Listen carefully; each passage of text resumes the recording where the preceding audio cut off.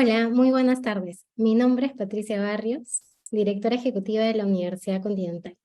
Bienvenidas y bienvenidos a nuestra primera edición de Innovative Universities, un espacio diseñado por la Universidad Continental y Continental University of Florida para contribuir a conectar personas e ideas a fin de colaborar en la construcción de un futuro educativo que responda efectivamente a los desafíos de la humanidad. Saludamos a todos y todas quienes se conectan desde diferentes ciudades del Perú y de países de todo el mundo, especialmente a estudiantes y docentes.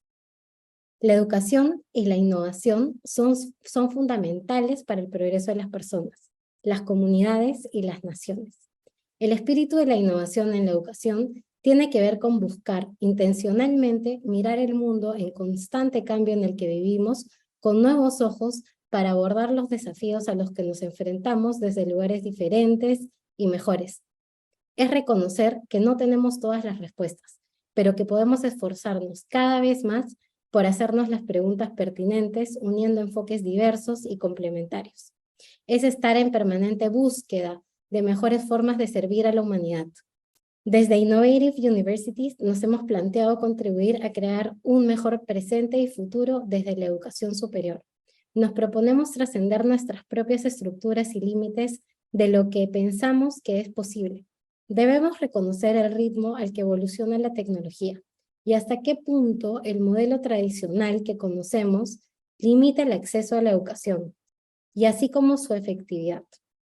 La educación superior solía ser un privilegio para un pequeño segmento de la sociedad. De hecho, aún lo es.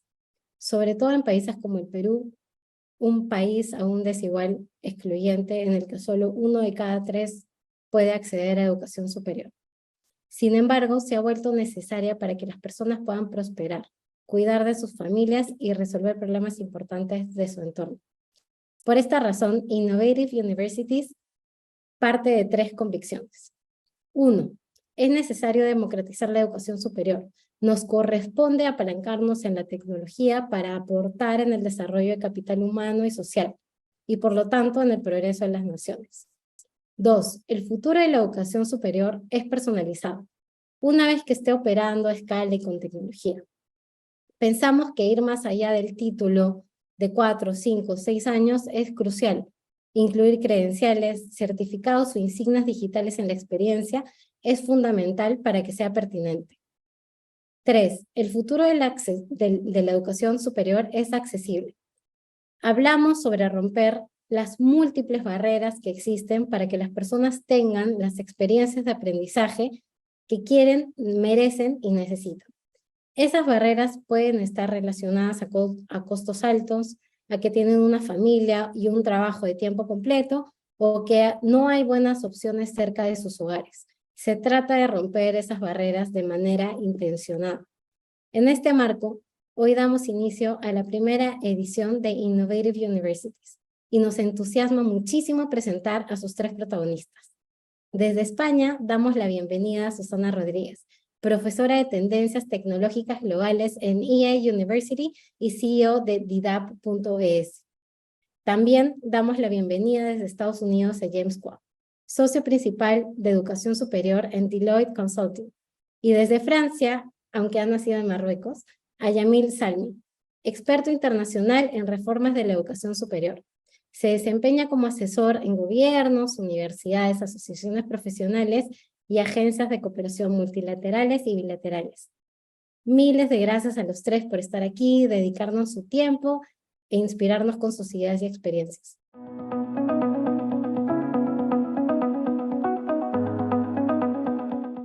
Hola, ¿qué tal? Muchísimas gracias por invitarme. Bueno, vamos a empezar estos 25 minutos. He preparado un análisis muy rápido de cómo impactan las principales tecnologías en lo que va a ser nuestra educación, ¿no? Y en lo que es nuestro futuro. Cuando me enfoco en inteligencia artificial, a mí me gusta compartir con vosotros que es posiblemente uno de los mayores impactos que vamos a tener en la sociedad en los últimos años, porque al igual que pasó con el fuego o con la energía eléctrica, va a cambiar la forma completa en la que vivimos, cambia la forma en la que nos movemos, cambia la forma en la que trabajamos, cambia la forma en la que comemos, en la que compramos, en la que amamos. Hoy en día ya no ligas en un bar, ligas en aplicaciones, y hasta la forma en la que cantamos. Bizarrap con Shakira han trabajado sobre inteligencia artificial, ¿no? Por eso para mí es de las tecnologías emergentes las de mayor impacto. Pero inteligencia artificial solo se entiende cuando hace estas tres cosas: identifica patrones, realiza predicciones y toma decisiones. Y eso es lo que está pasando desde hace 50 años.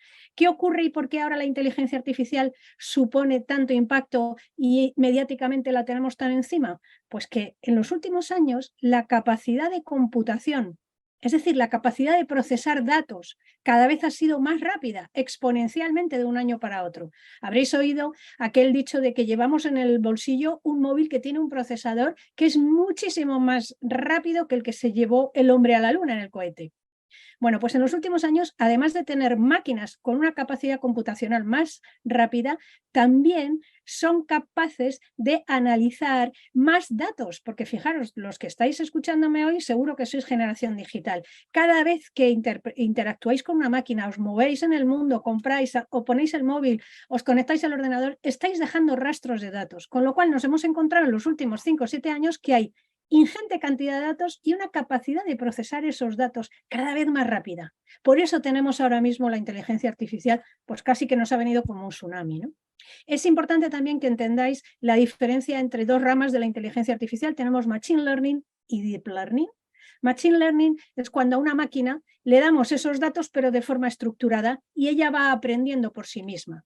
Hoy en día todas las máquinas que nos rodean están basadas en inteligencia artificial. Alexa, Siri, el reconocimiento facial, los chatbots de las empresas, Google Maps, todo eso es inteligencia artificial y ya lo tenemos cerca. Ahora bien, el problema es que las máquinas pueden interpretar esos datos, establecen patrones, reconocen lo que ven. Aquí tenemos un ejemplo, Baidu, que es el gran Google chino. Tú le das aquí la foto de tu perro y él te va a buscar todas las fotos que encuentra en las redes del misma raza de perro. Lo hace muy bien, ¿verdad? Está haciendo lo que os he dicho. Analiza patrones, realiza predicciones y toma decisiones, pero no sabe lo que está haciendo.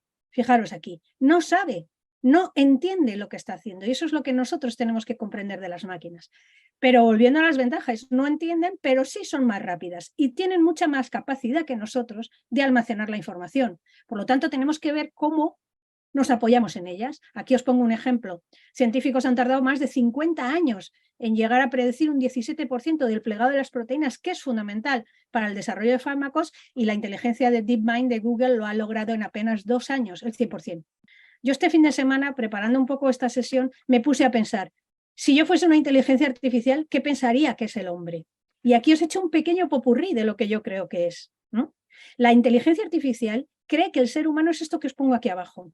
Si tú te metes en ChatGPT y le preguntas, háblame de un doctor, siempre te va a dar, o te vas a DALL-E, que es la inteligencia artificial que te genera imágenes, y le hablas en su idioma, que está mayoritariamente en inglés, le pides doctor y te va a generar siempre esta imagen de un hombre. No hay mujeres médicos para la inteligencia artificial. Sin embargo, le preguntas enséñame una nurse y te va a enseñar una mujer. No hay enfermeros para la inteligencia artificial. Con lo cual, esos datos con los que esa inteligencia artificial fue entrenada están sesgados. ¿Qué tenemos que hacer? Ahora, añadir el contrasesgo. Es decir, decirle a la inteligencia artificial y al juez que cuando la inteligencia artificial le vaya a dar un diagnóstico, tenemos que añadirle el contrasesgo, que es, si el diagnóstico es una persona de color, dé usted un 2% más de libertad a alguien que venga de color. Fijaros, y eso no es la justicia. Pero, sin embargo, para nuestra inteligencia artificial eso es así. Para nuestra inteligencia artificial, el hombre es este señor que ha tenido a Europa conmocionada 15 días. A las 9:30 de la mañana se paseó por un parque dando cuchilladas a bebés. A la vez, para la inteligencia artificial, el ser humano es este señor de aquí abajo también. Siempre estamos contentos. Es lo que ponemos en las redes sociales. Nos divertimos, todas somos guapísimas y así desayunamos cada día. Con lo cual, ojo, porque la inteligencia artificial se basa en datos, ojo con los datos con los que la entrenamos.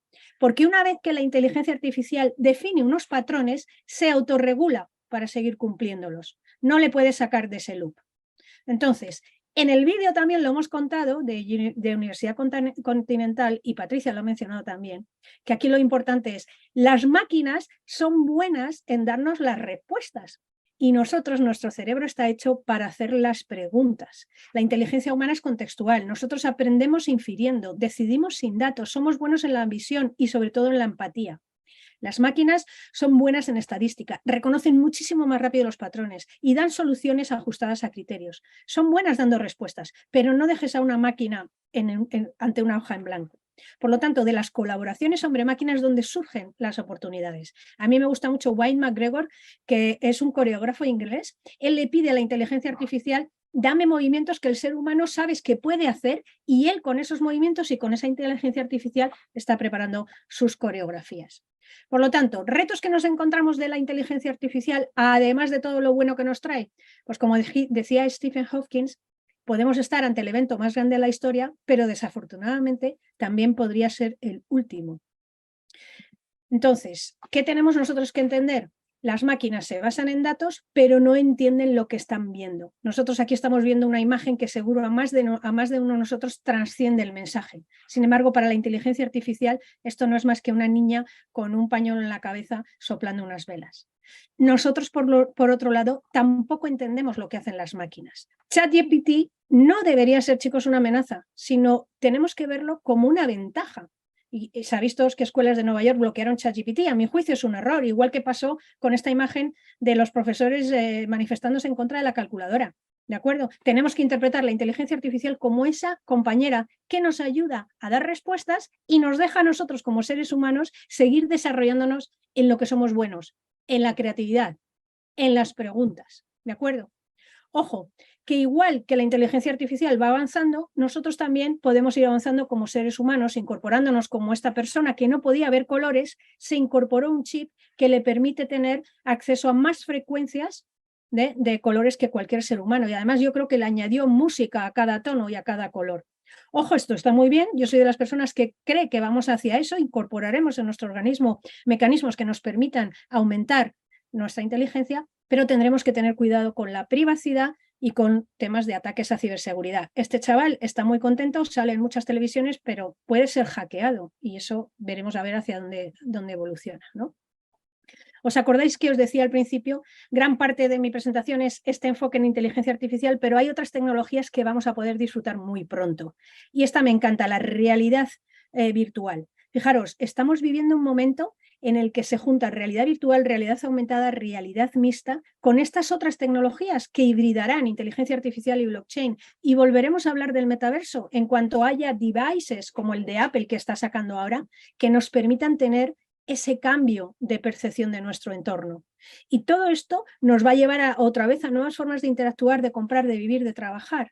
Y aquí es donde yo os decía, cuando llegue la realidad virtual, dejaremos de estudiar, se acabó lo de memorizar y solo aprenderemos. Yo ya no tendré que memorizar los planetas porque voy a tener tal experiencia de poder casi sentir y tocar el calor de Plutón o de Saturno o del viento que hace o la intensidad de la luz, que lo aprenderé inmediatamente. O como os pongo aquí la imagen de cómo estudiarán medicina en unos años. Podrán hacer operaciones prácticamente como si estuviesen en quirófano en real. Otra de las tecnologías que a mí me apasiona y soy experta en ellas es blockchain. Blockchain nos va a ayudar a cargarnos estas estructuras jerárquicas que pertenecen a un mundo que ya no existe, y fue muy bueno la organización jerárquica, pero ya os digo, para un mundo que ya no existe, un mundo que cambia constantemente, solo puede avanzar si formamos ecosistemas, y blockchain es esa tecnología. Nos va a ayudar a cada uno de nosotros, trabajaremos probablemente por proyectos, la inteligencia artificial nos aconsejará dónde hay proyectos que coinciden al 100% con nuestras habilidades e iremos trabajando en esos ecosistemas de distintas empresas, ¿no? Trabajaremos centrados en nuestro talento. Y luego, ya para terminar, me gustaría daros un poquito un flavor de lo que yo considero, vamos a pasar de hacer procesos de selección o de trabajar en las empresas por nuestra experiencia pasada. Soy director de marketing y llevo 15 años haciendo análisis de mercado. Son experiencias que ya no sirven. Si el mundo ya ha cambiado, si lo que se necesitan son tus capacidades. Por eso yo aquí, cuando avanzo sobre cómo la tecnología nos impacta, soy de este lado, soy de los tecnooptimistas. yo no creo que los robots nos van a robar los trabajos. Los robots nos harán más humanos. A mi juicio, y esto es mi análisis, la evolución del empleo casi es como la energía, ni se crea ni se destruye. Y esto es un dato que me encanta. El hombre ha ido teniendo cada vez más productividad, menos horas al trabajo. Yo recuerdo que mi abuelo me decía, qué suerte vais a tener, no vais a trabajar los domingos. Y nosotros ya estamos, en España por lo menos los viernes ya casi estamos en jornada de solo 4 días.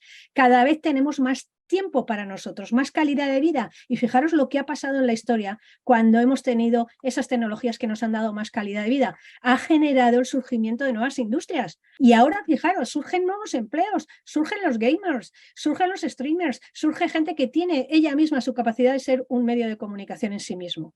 Al final, lo que tenéis que valorar vosotros es que el impacto será positivo o negativo en vuestro trabajo en función de las tareas rutinarias que tengáis. Con lo cual, aquí, para terminar, no vamos a ser reemplazados por un robot, vamos a ser reemplazados por alguien que sepa hacer su trabajo junto a la máquina.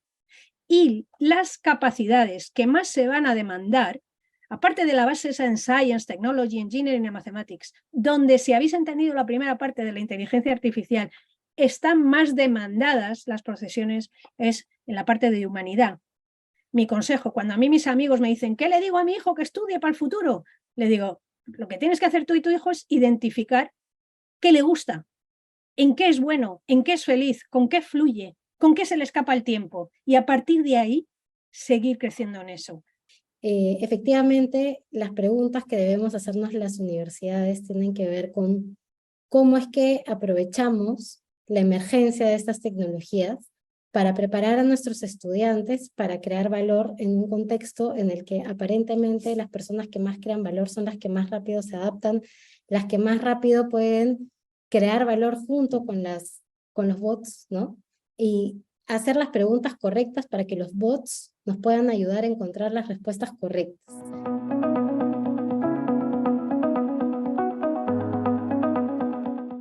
Hay dos instituciones en el mundo occidental que llevan más de 1000 años con estabilidad y continuidad. La primera es la Iglesia Católica y la segunda son las universidades, que no han cambiado tanto a lo largo de los años. Aquí en la lámina pueden ver a la izquierda una ceremonia de entrega de títulos universitarios en la Edad Media y a la derecha en la misma ceremonia hoy en día. Ya se puede ver que no ha habido tanto cambio. Sin embargo, hace 3 años, con la llegada del COVID-19, y ahora que la pandemia se está terminando, gran mayoría de la gente está pensando, por fin voy a poder volver a la vida normal. Pero yo creo que es un buen momento para hacernos preguntas muy importantes sobre el modelo educativo tradicional. ¿Acaso será la clase magistral la mejor manera de enseñar y aprender? Hace 15 años tomé esta foto en Afganistán. Fue la primera vez después de la salida de los talibanes que iban a organizar el concurso para el ingreso a la universidad. Y tenemos esta obsesión para que no trabajemos que el examen con grupos. Hay que prevenir que haya copia o fraude. Como a veces los medios de control son muy artesanales, como lo muestra esta foto en el caso de Filipinas, o mucho más sofisticados. Aquí se trata de una universidad privada en Turquía que mandó a sus 11,000 estudiantes un espejo que pueden ver a la derecha abajo para asegurarse que durante el examen el estudiante no va a entrar en internet para buscar ayuda a lo mejor de el ChatGPT. Y en muchos países, especialmente de América Latina, tenemos este concepto de una tesis de graduación al final de la licenciatura. Y a veces los estudiantes pasan 6 meses adicionales, 1 año adicional para terminar este papel que en la vida real nunca les van a servir. El escritor Mark Twain hace muchos años escribió que a mí me encanta el progreso, Lo que no puedo aguantar es el cambio. Y eso es el desafío, que hoy en día hay muchos cambios y especialmente los profesores, quizás no en el Perú, pero en muchos países, no les gusta para nada el cambio. Sin embargo, creo que hay que moverse hacia un nuevo modelo educativo. Por siglos, el aprendizaje ha sido un deporte de espectadores. Hoy hay que hacer una experiencia activa, interactiva, experiencial. Aquí les muestro foto de una de las instituciones más revolucionarias en el mundo, a mi juicio, que se llama Olin College of Engineering. Y no se trata solamente de cambiar el diseño curricular, de introducir prácticas pedagógicas, sino también de alinear la evaluación. Yo hablo siempre del triángulo de oro, que muchas veces encuentro en universidades cambios en el currículo, cambios en la pedagogía y los exámenes, la evaluación queda igual. No hay que alinear las tres dimensiones y enfocar en las competencias, no en el número de años como mencionaba más temprano. Competencias cognitivas y técnicas, competencias complejas y competencias socioemocionales, como el liderazgo, la capacidad de fracasar y levantarse otra vez y seguir. Y se trata de hacer menos evaluación sumativa, sino evaluación formativa, y usando la inteligencia artificial de la cual habló Susana. Hay instrumentos ahora para dar feedback, retroalimentación inmediata al profesor para que se dé cuenta si los estudiantes están entendiendo y aprendiendo bien. Como se dice en inglés, las old ways won't open new doors. Si seguimos con los métodos tradicionales, no vamos a poder innovar.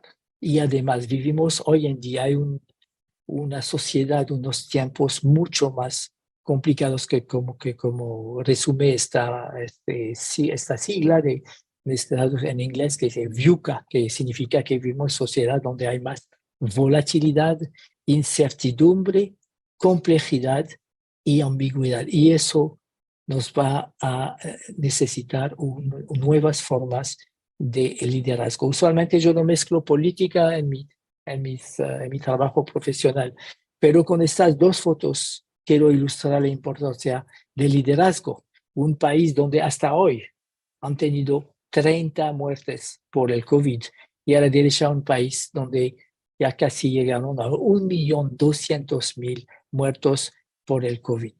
Para las universidades, el liderazgo en los tiempos VUCA necesita una visión transformadora.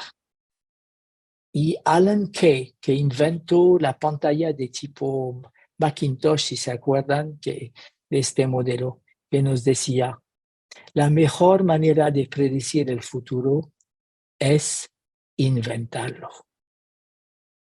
No hay mejor manera de cambiar de dirección si no estamos en movimiento. Y efectivamente, ¿cómo las universidades podemos asumir este rol y este liderazgo en inyectar la alegría de aprender y cambiar? Y efectivamente necesitamos cambiar, porque de lo contrario no sabremos cuál es el viento a favor que nos da la oportunidad del futuro.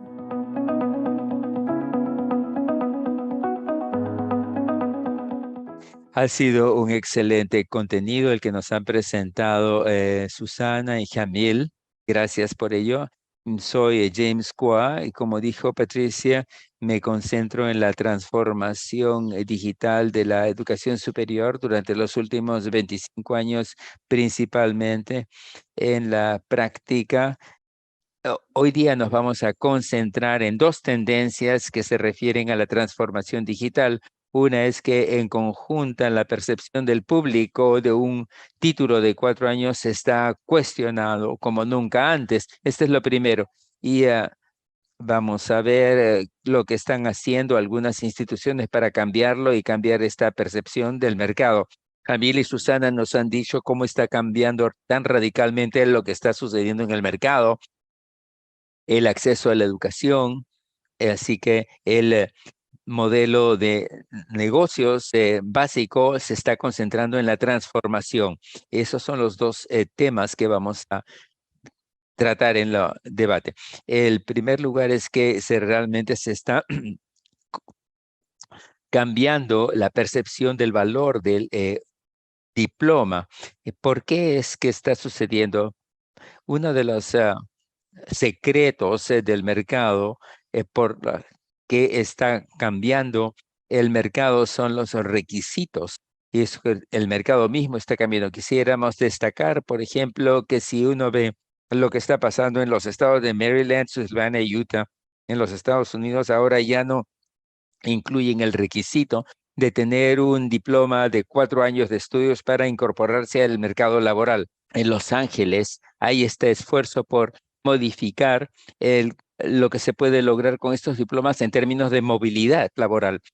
Y el último elemento o factor aportante es que la economía moderna demanda cambios, porque solo en los Estados Unidos el 37% de las 20 habilidades principales que se consideran necesarias para el empleo promedio han cambiado desde el año 2016, 7 años. 1 de cada 5 habilidades es nueva. 5, 6, 7, muchas de estas habilidades ya no son relevantes en el mercado actual. Ahora, en general hay una percepción negativa del valor de estos valores. Ahora, por el lado positivo, no quiero ser solamente un anunciante del juicio final, sino que el diploma de 4 años todavía sigue siendo importante en términos de las primas salariales, de la movilidad profesional y sobre todo tiene un gran impacto en los alumnos de primera generación para los que tener esos diplomas son un factor importante. Así que la diferencia entre la percepción y la realidad es que un título universitario, el bachillerato, sí te da una prima con respecto a un título de un estudio de secundaria. Y entonces el objetivo de la educación superior es cerrar esta brecha. Quisiéramos destacar, por ejemplo, el caso de la Universidad Western Governors. Aquí tenemos una cita del Bill Gates que dice que estuvo muy impresionado por los resultados en universidades como Western Governors. A largo plazo, los estudiantes y la institución estén interrelacionadas con las empresas de su región, lo que también conlleva una modificación del currículum universitario para adecuarse a lo que requiere el mercado, lo que es bastante diferente de lo que generalmente se ha visto en los Estados Unidos, donde siempre tenemos estos sistemas estructurados. La ASU se ha propuesto concentrarse más bien en el mercado y adaptarse. Entonces, se han asociado con instituciones como Adidas, Starbucks, la Clínica Mayo, Dreamscape y la nueva iniciativa económica de Arizona, que es un grupo de gobiernos locales de Arizona que evalúa la viabilidad económica de todas esas iniciativas en la región. Uno de los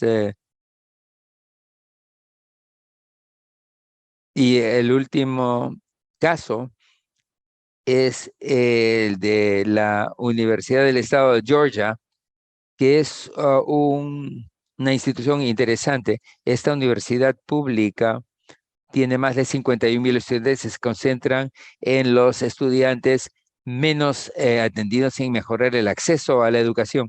Uno de los retos que enfrentaba esta universidad no era necesariamente en la matrícula o el acceso, sino el éxito, perdón, tras estos 4 años de estudios en términos de graduaciones. Entonces hicieron un programa de analítica predictiva y de éxito de los estudiantes para hacer un seguimiento de 800 diferentes factores de riesgo de más de 40,000 estudiantes, y ahora tienen todos los años más de 90,000 proyecciones anuales a los estudiantes. La analítica predictiva permitía decir si una persona, un estudiante, había faltado a varias clases, podría ser conveniente darle asesoría para evitar que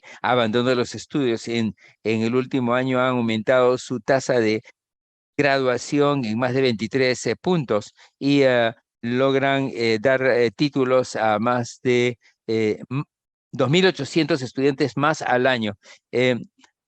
Para terminar, quisiera compartir las tendencias, el informe de tendencias para el 2023.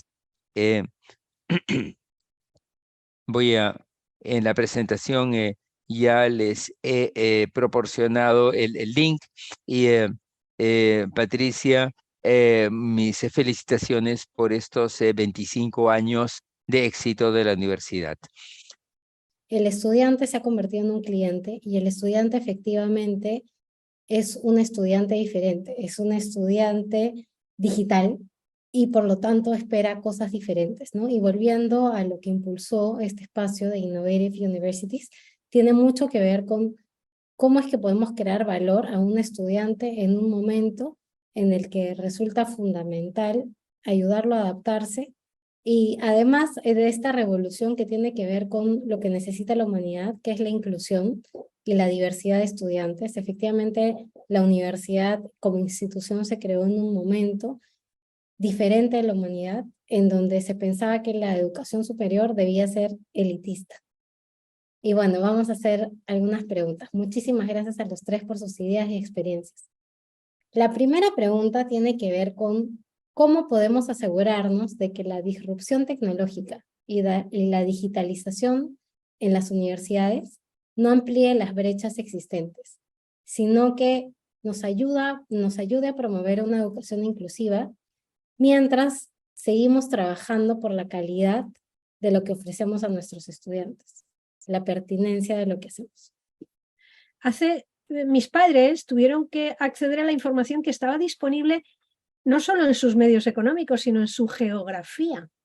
Tú ahora puedes tener a un chaval en Filipinas accediendo a este evento y generando en él la capacidad de, no solo como estamos intentando impulsarle a ese lifelong learning, y tú puedes hacerlo, sino que te vas a apoyar en una tecnología que además cada vez está más al alcance y a ti te abre la oportunidad de acceder a la información y, como poníais en vuestro vídeo, conectar con miles de personas que tienen la misma inquietud que tú, y como decía Yamil, se trata de que ahora el aprendizaje es compartido. A veces en el último mes antes de la pandemia, en marzo de 2020, estaba trabajando en 2 países africanos, Sudán y Nigeria, donde no se trataba de acceso a Internet, sino de acceso a la electricidad, porque tenían apagones todo el tiempo. Entonces, y hemos visto durante la brecha, tanto en países ricos como Estados Unidos, o en países de América Latina o países africanos, que sí existe la brecha digital que impide a mucha gente aprovechar de las muy buenas oportunidades que ha descrito Susana. Entonces hay que ver y aprender de la experiencia de la pandemia para asegurarse que el acceso al Internet de bajo costo sea casi un derecho para todas las poblaciones, la gente en los países, porque sí se ha vuelto un instrumento espectacular para acceso a información, a oportunidades de aprendizaje. Sí, estoy completamente de acuerdo con Susana, Patricia, Yamil, porque lo único que añadiría desde ese punto de vista, acceso para las personas, son los reguladores, los gobiernos que permitan que esta educación, este tipo de educación, se abra a más gente y más comunidades. Me parece que hay como un temor, me parece que, y lo he visto en algunas partes del mundo, que este acceso a la educación sea una realidad para más gente, para más personas. Efectivamente, hay este concepto que se trabaja mucho en la Universidad de Harvard, que es think outside the building, ¿no? Que tiene que ver con pensar fuera de los límites físicos de los campuses de las universidades. Mientras mejor le vaya a las personas a las que servimos, mejor nos puede ir como instituciones educativas que servimos a estudiantes y que servimos a través de los estudiantes a sus familias y sus comunidades. Y efectivamente pensar de qué manera es que podemos hacer accesible y abierto el contenido, y no solamente el contenido, sino esta experiencia que hemos reflexionado respecto de lo que implica hacernos las preguntas correctas en un contexto que es cada vez más incierto, para poder aprovechar cada vez de mejor manera la disrupción tecnológica y lo que nos ofrece en términos de repensar estas barreras que supuestamente tenemos como humanidad. Bueno, muchísimas gracias por estas ideas. Ahora vamos a ir a la segunda pregunta. Y esta pregunta tiene que ver con algo interesantísimo. Tiene que ver con, cuando hablamos con la necesidad de adaptarnos y transformarnos como instituciones de educación superior a los entornos cambiantes y las necesidades del entorno laboral, que hemos dicho que están en un mundo VUCA, y que las tecnologías efectivamente evolucionan rápidamente, ¿qué es eso irrenunciable a lo que las universidades no debemos, valga la redundancia, renunciar? Es decir, ¿qué es esto que las universidades debemos mantener para seguir siendo universidades? ¿O eso efectivamente no existe? ¿Qué piensan ustedes? También súper importante que las universidades sigan comunicando constantemente con el mundo laboral, con sus egresados, con las empresas, que hagan un escaneo de los nuevos empleos. Hemos hablado hoy mucho de la transición digital, pero otra transición que va a ser tan importante es la transición ecológica, con el desarrollo de la adaptación al cambio climático. Muchos nuevos empleos vamos a tener que crear, vamos a tener que modificar los programas. Tomo un ejemplo, el arquitecto ahora tiene que pensar en la resistencia o la adaptación de las casas o de los edificios. Termino con esto, una visita a la universidad, creo que era de South Florida, en Tampa. Ellos me explicaron que para su carrera de ingeniería ofrecían a sus egresados una garantía de 5 años, como cuando uno compra un televisor con una garantía, y la idea no era solamente un buen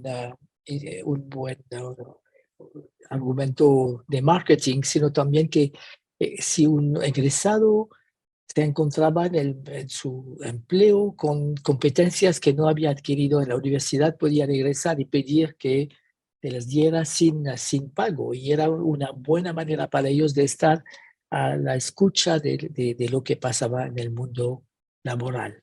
Quisiera pedirles unas palabras finales para todas las personas, en realidad 1.200 personas que estamos conectadas desde diferentes ciudades del Perú y del mundo, para ayudarnos a pensar desde nuestras trincheras de qué manera es que podemos aportar a que la educación superior sea ese espacio en que las personas pueden dar su mejor esfuerzo y sacar lo mejor de sí para aportar a la humanidad en un contexto tan difícil, incierto, que necesita, además de la colaboración y de la inteligencia colectiva de todas las personas.